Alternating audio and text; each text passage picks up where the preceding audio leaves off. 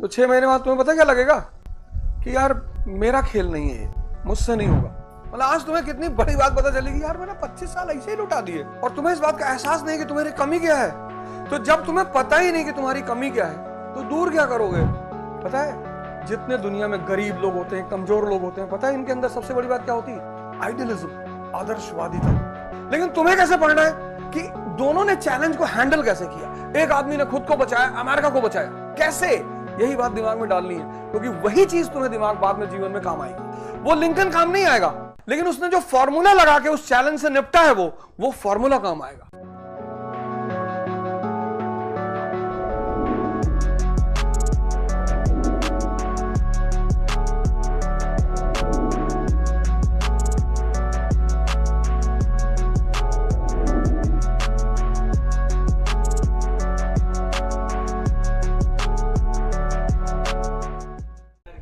ये रीजन बहुत गलत है।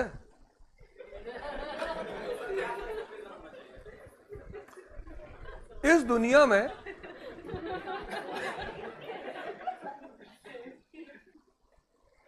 कोई सेवा हुआ नहीं करना चाहता। ये जो भिखमंगा मन है ना, ये अपने आप को खुश करता है। ये अपने आप को करता है, कैसे खुश करता है? हम देश की सेवा करने जा रहे हैं। मत कर, क्योंकि देश की सेवा आईएएस बने बिना भी की जा सकती है, कोई मतलब ही नहीं। और अगर इंटरव्यू बोर्ड में तुमने बात बोली, तुमको खड़े होके हाथ पकड़ के ऐसे बकायदा तुम्हारा हाथ पकड़ेंगे वो और बोलेंगे लेफ्ट जाना, और दोबारा बहुत मार मारे।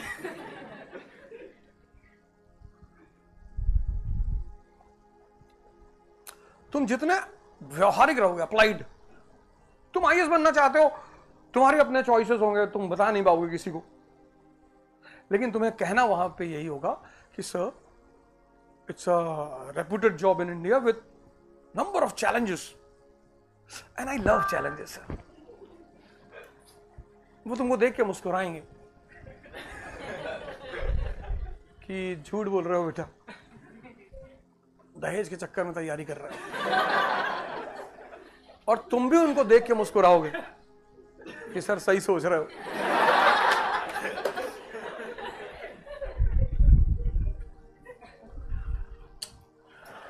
एक साहब आईएएस की तैयारी करते थे, तो मुझसे बोलते थे कि सर,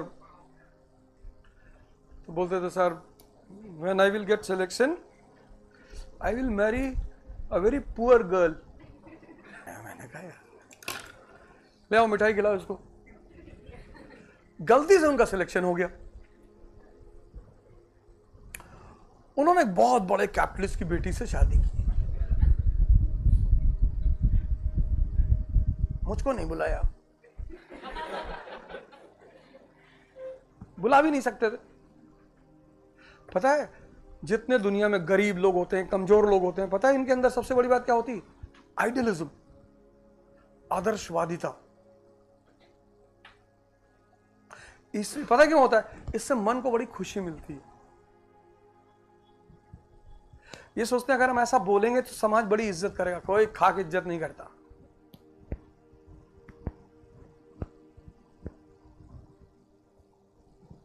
अपने लिए जियो। तुम ताकतवर, दुनिया ताकतवर। हां, पर हर बात हर जगह बोलनी नहीं है। आईएएस बनो अपने लिए, फिर देखेंगे आगे तुमसे क्या क्या होता है। तुम इमेजिन करो आज, मतलब आज तुम्हें कितनी बड़ी बात पता चलेगी, यार मैंने 25 साल ऐसे ही लुटा दिए। और तब तुम तैयारी करने आए हो और तुम्हें इस बात का एहसास नहीं कि तुम्हारी कमी क्या है। तो जब तुम्हें पता ही नहीं कि तुम्हारी कमी क्या है तो दूर क्या करोगे? तुम क्या करोगे? मैकेनाइज्ड हो जाओगे। कोचिंग में आओगे, पढ़ोगे, घर जाओगे, तुमको पता ही नहीं होगा कि मुझे किस चीज पे वर्क करना है।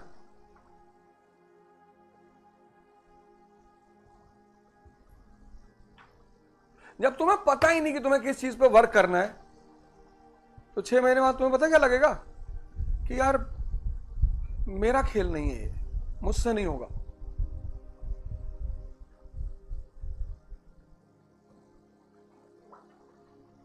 हाँ प्लीज कम। तुम्हें 6 महीने बाद लगा कि यार नहीं यार हमसे नहीं होगा यार। कितना कितना बर्दाश्त करोगे? 6 महीने करोगे? कॉन्फिडेंस ही नहीं पैदा होगा। जितने लोग पीएससी की तैयारी करने आते हैं वो 6 महीने बाद टूट जाते हैं।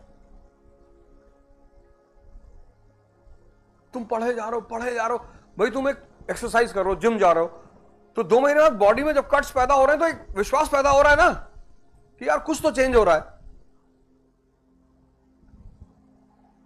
भाई तुम डंबल उठा रहे हो 2 महीना, तो बॉडी में कट्स आ रहे हैं, तो जब देख रहे हो शीशे, इसलिए जिम में शीशे लगे होते हैं कि तुम्हें दिखाई पड़े। लेकिन इसके अंदर क्या शीशा देखना वो मुश्किल है। सोचो कितना सिंपल सा सवाल किया मैंने तुमसे। ना मैंने तुमसे आइसोमेरिज्म पूछा, ना मैंने तुमसे ऑस्मोसिस पूछा, कुछ पूछा ही नहीं।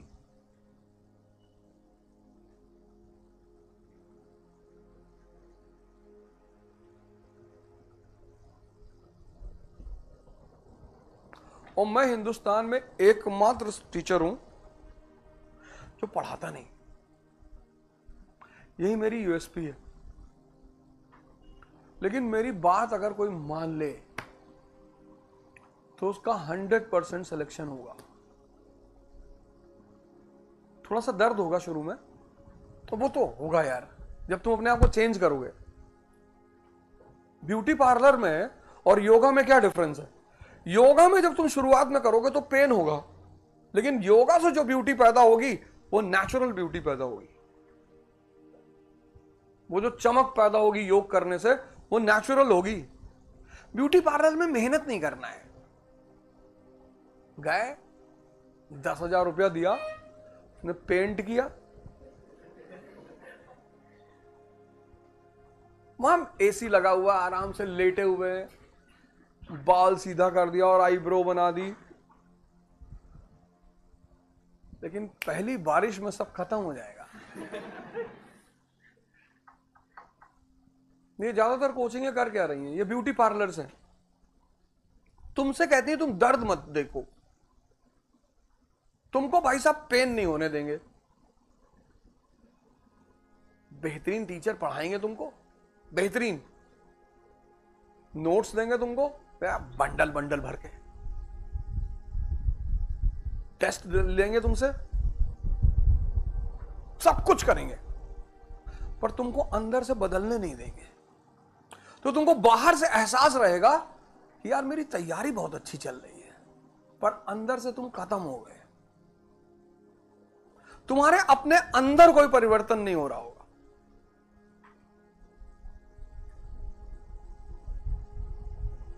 बाहर से, जैसे नेपोलियन का जो पॉलिटिकल स्ट्रक्चर था बड़ा प्यारा था, उसको बाहर से देखने पे लगता था कि डेमोक्रेसी है, पर जब तुम उसको एनालाइज करते थे तो लगता था अरे यार ये तो ऑटोक्रेसी है।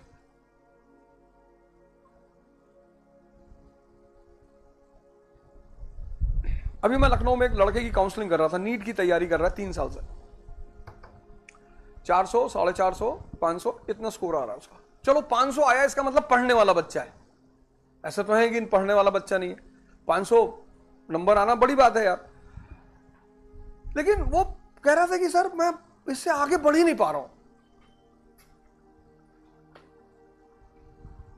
मैंने कहा अनसॉल्व लेकर आओ। किसी भी कंपटीशन को निकालने का जो मंत्र है ना वो अनसॉल्व है। आज जाओ, सबसे पहले अनसॉल्व खरीदो, जीएस का। किताबें मत खरीदो, अनसॉल्व। मतलब तुम किसी भी कंपटीशन को निकालना चाहते हो, उसका मेन मंत्र है अनसॉल्व। अब तो सॉल्व आते हैं, प्रीलिम्स के आते हैं, मेंस के आते हैं। तुम्हें कुछ नहीं करना है,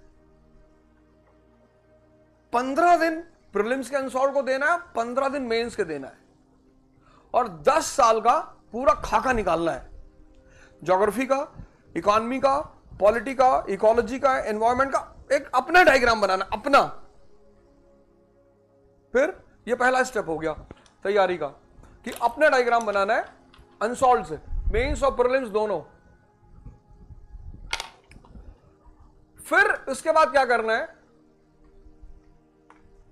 यार, ये तो बड़ा दिक्कत हो जाएगा।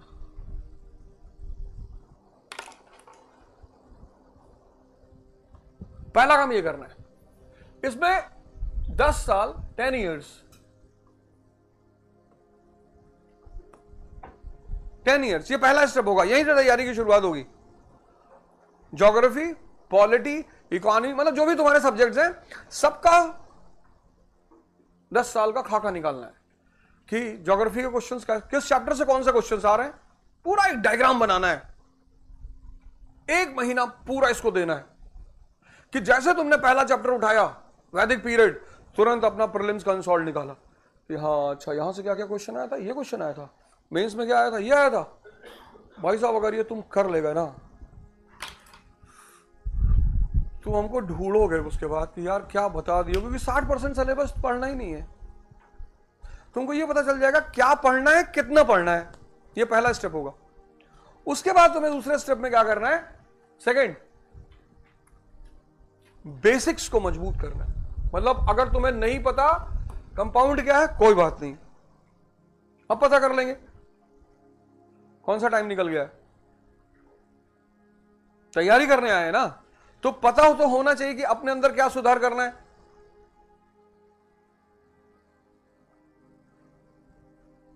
सिर्फ तलवार चलाने से कोई वॉरियर नहीं हो जाता, और शरीर में ताकत होने से कोई पहलवान नहीं हो जाता। दंगल मूवी देखी है ना, दंगल मूवी देखी? सोचो उस लड़की को, वो लड़की जो कितने कितने मैचेस जीत रहे। आ जाओ इधर, आ जाओ, आ जाओ, आओ यहां बैठो ना, इन लोगों को थोड़ा बैग वैग हटाओ यार, बैठाओ अपने साथ।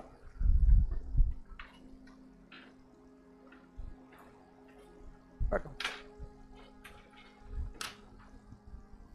चेतना, मैंने कहा आज तुमसे नाम पूछ लूंगा तो बहुत गड़बड़ हो जाएगी।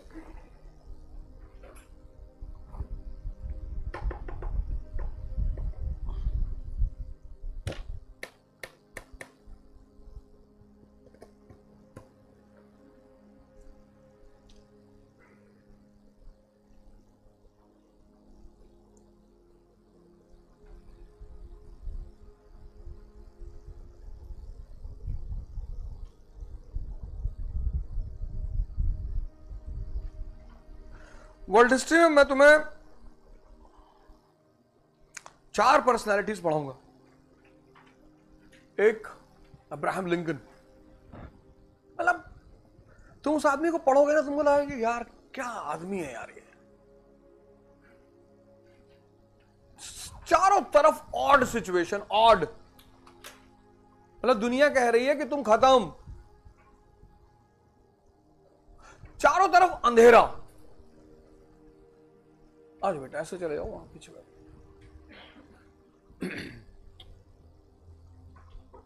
चारों तरफ, और उस अंधेरे में से वो जीत को निकाल के लेके आता है, और पूरी दुनिया खड़ी होकर ताली हो जाती है।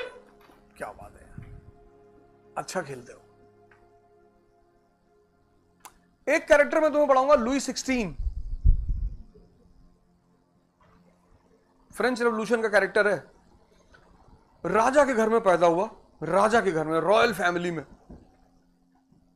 सोने की थाली में खाना, सोने के ग्लास में पानी, सोने का हर चीज सोने का, पत्नी छोड़ के। पत्नी भी बहुत खूबसूरत, मारी एंटिनोट, और ऑस्ट्रिया के राजघराने की, ऑस्ट्रियन राजघराने की। मेडिवल पीरियड में ऑस्ट्रिया बहुत पावरफुल स्टेट है यूरोप का, बहुत पावरफुल। खुद राजा के घर का लुई 16, पत्नी राजा के घर की, और बहुत खूबसूरत। और वो लेडी दिन भर शीशे के सामने बैठती है, और ये जाहिल ये दिन भर उसके पीछे खड़ा होता है, और वो शीशे से पूछती है कि दुनिया में सबसे सुंदर औरत कौन? अब शीशा तो बोलेगा नहीं, तो ये पीछे से बोलता है, मैडम आप, मैडम आप, मैडम आप। जब मैंने पहली बार इसके बारे में पढ़ा तो मैंने उसको बहुत शुक्रिया कहा। मैंने कहा यार अगर ऐसा होता ना कि राजा के बेटे ही राजा बनते तो हम कहां जाते फिर। ऐसा नहीं है, उसका निजाम इतना प्यारा है, कानून।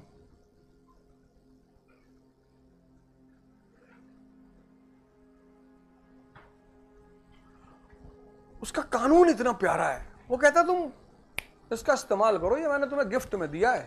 ये तुम वैगनार पे लिखा के घूमते हो गॉड्स गिफ्ट, तुम बेवकूफ हो। जिसके पास जो होगा वही तो देगा। ईश्वर के पास क्या है? असीम विजडम है, इनफाइनाइट विजडम। जिसको दे देता है, ये लो, फिर तो वो ऐसे ऐसे कमाल करता है, ऐसे ऐसे कांड करता है कि दुनिया कहती है भैया सब भैया तकदीर का खेल है ना। कोई तकदीर उकदीर का खेल नहीं है। तुम इस दिमाग को लगाते कहां हो?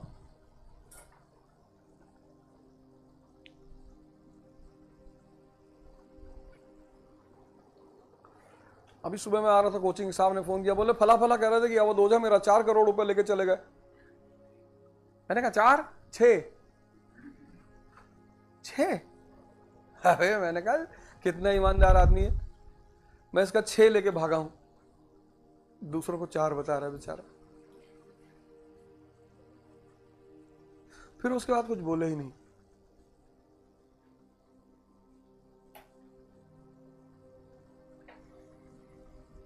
वो सोच रहे थे कि मुझे मेंटली अशांत कर देंगे। नहीं कर पाओगे बेटा, बेईमानी शौक है मेरा। कितना डरते हैं लोग कोई मेरी बुराई ना करे, जो मजा बुराई में है। तारीफ मतलब शोषण। जिसने तुमसे कह दिया कि बहुत सुंदर लग रहे हो, कोई ना कोई काम 24 घंटे के अंदर तुमसे लेगा। बहुत बेवकूफ होगा फिर तो तुरंत ले लेगा। लेकिन शोषण का एक तरीका है कि किसी की तारीफ करो 3-4 दिन तक, 5वें दिन उसको काम बताओ, नशे में ले आओ एकदम।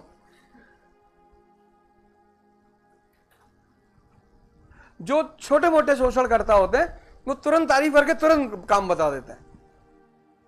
जो समझदार होते हैं वो होमवर्क करते हैं 3-4 दिन पहले, अगले को नशे में लाते हैं कि यार तुमको देख के ना भगवान विष्णु की याद आती है। क्या बात है भाई। तो तैयारी शुरू की हो, बहुत अच्छा। पहला स्टेप यह होगा, अगर नहीं करोगे तो दुनिया की कोई भी कोचिंग तुम्हारा सिलेक्शन नहीं करवा सकती। 2000% बता रहा हूं। इकरा में करोगे तो एक फायदा यह होगा कि जैसे ही कोई सब्जेक्ट शुरू होगा, ये हम तुम्हें चार्ट बना के दे देंगे। तुमने अगर नहीं किया है, हमसे ले जाओ 10 साल का। तुम कहोगे साहब हम तो टाइम नहीं, हम दे दे रहे हैं, हमसे ले जाओ। अभी तक कोई कोचिंग भारत में नहीं कर रही है, ये इस बैच से हम करने जा रहे हैं। तुमको क्लास शुरू होने से पहले ये चार्ट मिल जाएगा। मॉडर्न वर्ल्ड हिस्ट्री में तो प्रीलिम्स आता नहीं, लेकिन मैं मेंस का तुम्हें उठा के दे दूंगा। अब ज्योग्राफी की क्लास है तो तुमको ज्योग्राफी का चार्ट मिल जाएगा 10 साल का, कि किस टॉपिक से कौन सा क्वेश्चन आया है। तुम घर पे इतना तो कर ही सकते हो ना कि पढ़ सके, देख सकते हो। भाई माँ बाप शादी ही करा सकते हैं।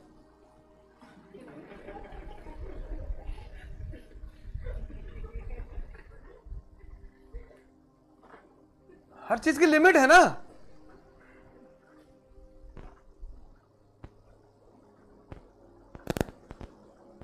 ये करेंगे हम, ये तुम्हारा बेसिक्स तैयार करके देंगे तुम्हें। इसमें पूरी एक यूनिट ही देंगे तुमको, science, geography, polity, economy.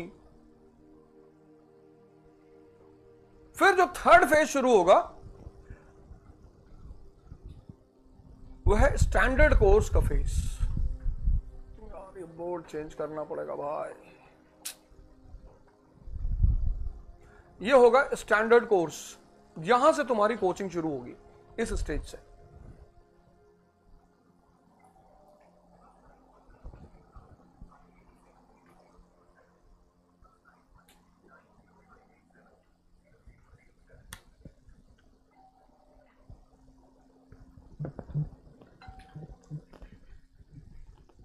Sorry यार, मेरी आदत है मैं आके यहीं रख देता हूं स्विच ऑफ करके, आज ध्यान से उतर गया। इसका काम है इंफॉर्मेशन देना, 24 घंटा इसको जेब में नहीं रखना है। अब मेरा तो जीवन ही पढ़ाना है। मैं जानता हूं तुम मुझे टोकोगे नहीं अगर मैं मैसेज देख लूं, कुछ देख लूं, पर ये डिसिप्लिन के खिलाफ है।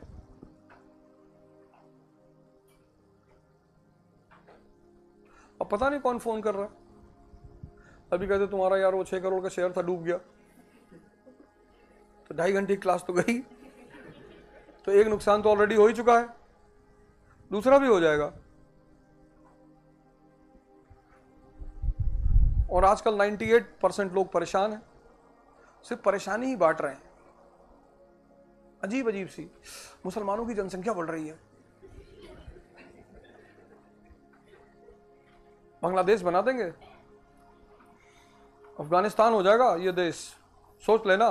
अच्छा, अब तुम सोच रहे हो मुसलमान वैसे ही परेशान है, इतना फंस गया जिंदगी में बहुत बुरा, उनको अपनी परेशानी का रास्ता दिखाई नहीं पड़ रहा है। खैर उस पर बाद में चर्चा कर लेंगे, जब अरब हिस्ट्री पढ़ेंगे तब। लॉरेंस ऑफ अरेबिया, यहां से तुम्हारी कोचिंग शुरू होगी, यहां से स्टैंडर्ड कोर्स। ये 2 हम कराएंगे, ये 3 तो कराएंगे ही कराएंगे, स्टैंडर्ड कोर्स।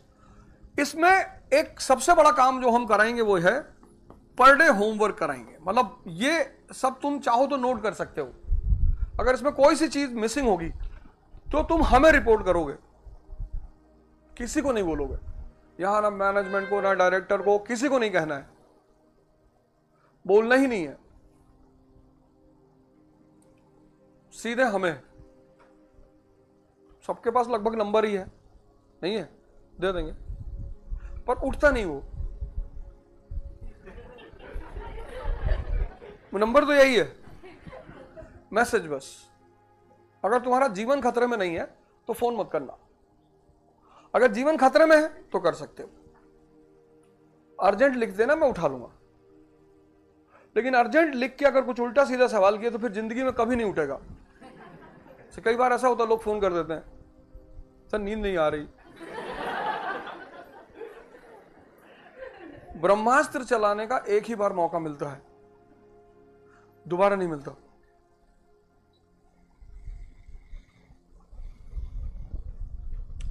तो चीजें होती ना जो एक अटेम्प्ट मिलता है, बस आप चाहो तो इस्तेमाल कर लो, पर आपको पता होना चाहिए कि करना कहां है। एक बार एक लड़का का एक्सीडेंट हो गया धौला कुआं पे, उसने लिखा अर्जेंट, मैंने फोन किया, उसका एक्सीडेंट हो गया, तो वो सीरियस एक्सीडेंट, मतलब अगर वो आधे घंटे हॉस्पिटल नहीं पहुंचता तो उसकी मौत हो जाती। तो उसके साथ जो लोग थे जिन्होंने फोन किया था, मैंने कहा भाई तुम पहुंचाओ, मैं स्वयं से बोल रहा हूं। भगवान दुआ से उसमें एक आदमी मुझे जानता था, उसने कहा अरे सर बिल्कुल पहुंचा रहा है। मैंने कहा जो भी होगा हम देखेंगे, तुम बस को हॉस्पिटल पहुंचाओ, नियर अबाउट जो भी नियर अबाउट हॉस्पिटल है वहां इसको पहुंचाओ, सारे रुपए पैसे की जिम्मेदारी मेरी। अच्छे घर का लड़का था, बहुत अच्छे घर का। तो वो ब्रह्मास्त्र होता है, आपको कहां इस्तेमाल करना है ये आपको पता होना चाहिए, वेस्ट नहीं करना है। ये तीसरा पार्ट है जो हम करेंगे, और इसमें स्पेसिफिकली ये करेंगे, आपको मारेंगे भी, आपको रिपोर्ट कार्ड आप ही को देंगे। पेरेंट्स का खेल नहीं खेलेंगे कि आपके माँ बाप को भेज देंगे, फलाना करेंगे, ऐसा फालतू का गेम है। अगर आपको अपना रिपोर्ट कार्ड देख के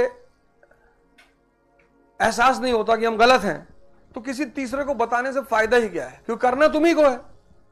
माँ बाप का तो ब्लड प्रेशर बढ़ जाएगा ना, वो तो देख लेंगे कि अरे यार ये पढ़ ही नहीं रहा है, और अब उनका एज ज्यादा चल रहा है। तो अगर तुमको लगा 6 महीने में कि यार हमारा रिपोर्ट कार्ड सही नहीं आ रहा है, तो पैर पकड़ के कुछ और कर लो जाके, तब टाइम मत वेस्ट करना,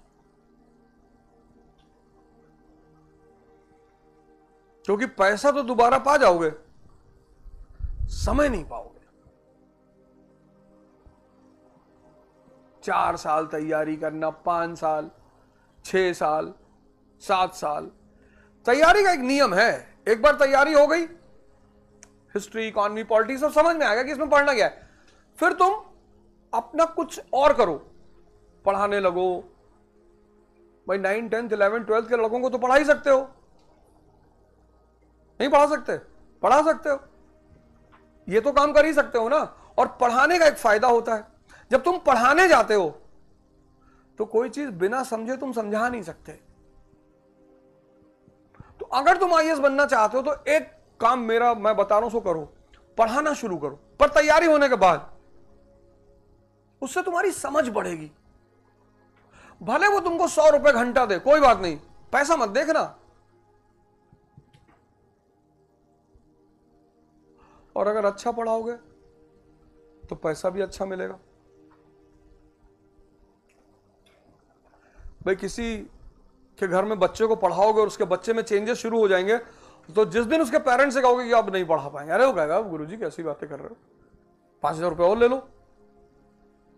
क्योंकि हर माँ बाप इस वक्त चाह रहा है कि किसी तरह उसके बच्चे में कोई परिवर्तन आ जाए। आईएएस बनने का सबसे प्यारा तरीका, किसी को पढ़ाना शुरू कर दो। कोई भी कोचिंग ज्वाइन कर लो, बड़ी सारी कोचिंग है, स्कूल की कोचिंग है, नहीं है, ज्वाइन कर लो। और जो सब्जेक्ट तुम्हारा कमजोर है उसको ज्वाइन कर लो। जैसे इकोनॉमी कमजोर है, इकोनॉमी पढ़ाना शुरू कर दो, तो बिना समझे समझा ही नहीं पाओगे।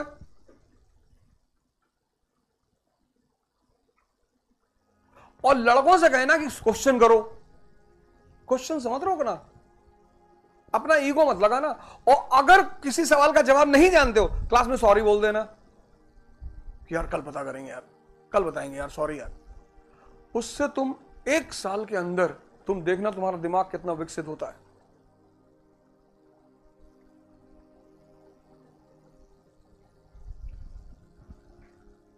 और चौथा काम करेंगे कि तुम्हें प्रैक्टिस करा देंगे पूरा, प्रीलिम्स और मेंस। और इस प्रैक्टिस में क्या करेंगे, 500 क्वेश्चन मेंस के 1 साल में, 1 साल 1 ईयर का बता रहे हैं, 500 क्वेश्चन मेंस के और 10,000 क्वेश्चन प्रीलिम्स के। बोर्ड में पहले भी ये दिक्कत थी क्या? आज ही हुई?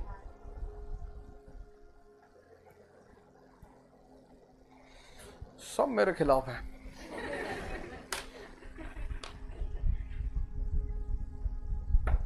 ये 4 काम इस सेशन में हम करने जा रहे हैं,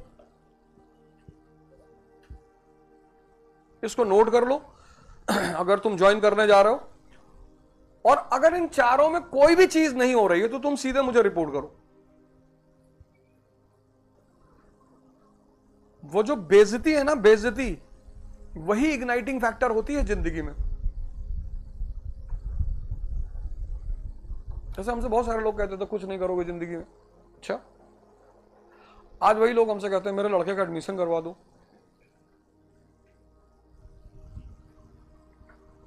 क्योंकि वो ट्रेडिशनल रास्ते पे चलते थे।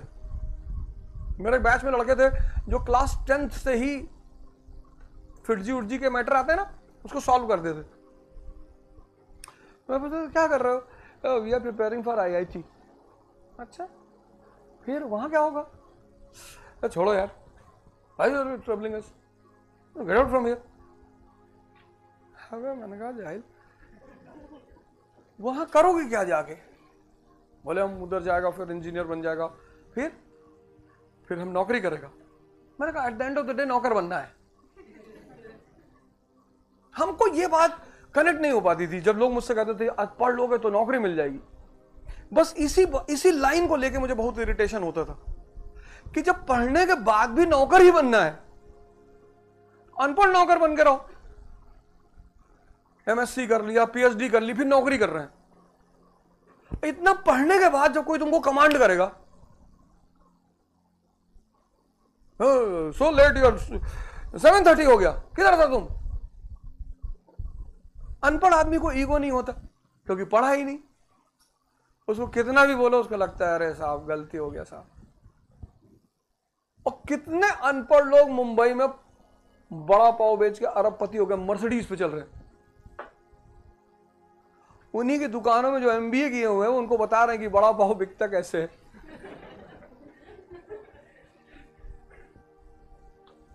जाओ तुम मुंबई इन्हीं चीजों की तो कहानियां हैं। मुंबई वो शहर है जिसने जो लोग फटे हाल में आए थे ना उनको अरबपति बना दिया।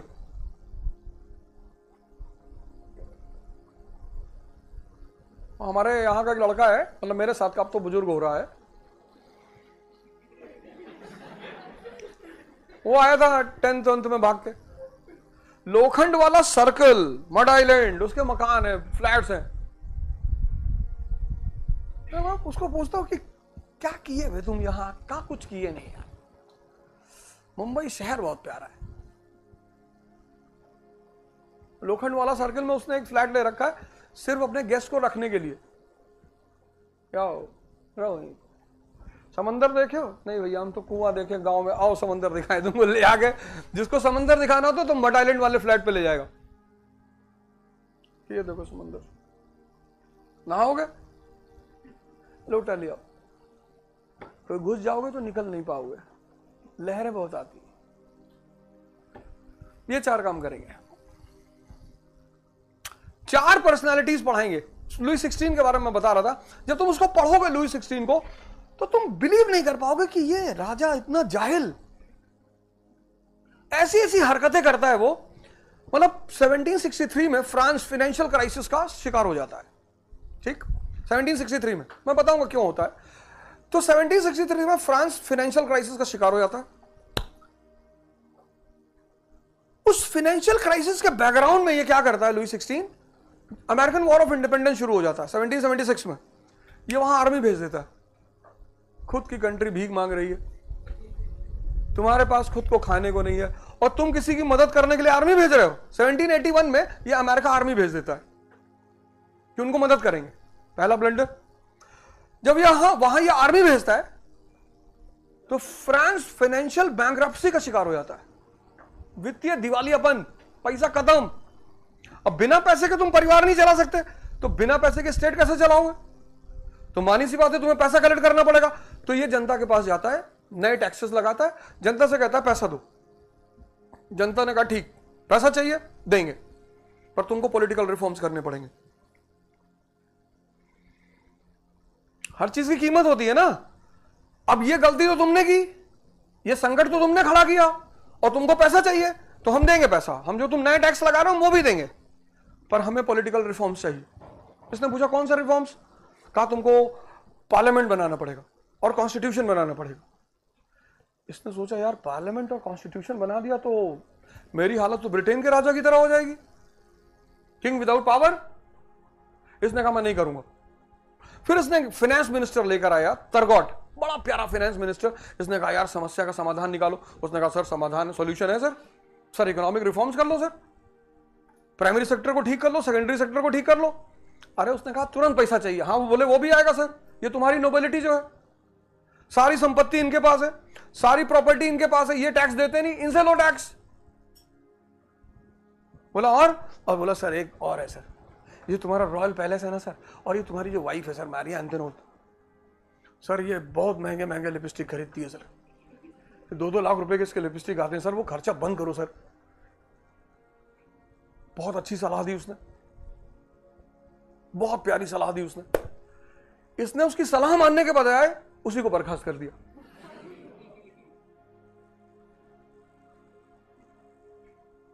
निकाल दिया उसको, निकाल दिया। फिर इसने क्या किया, लैंथोबिल, वहां की एक ऑर्गेनाइजेशन थी लैंथोबिल, नोबिलिटी की ऑर्गेनाइजेशन थी।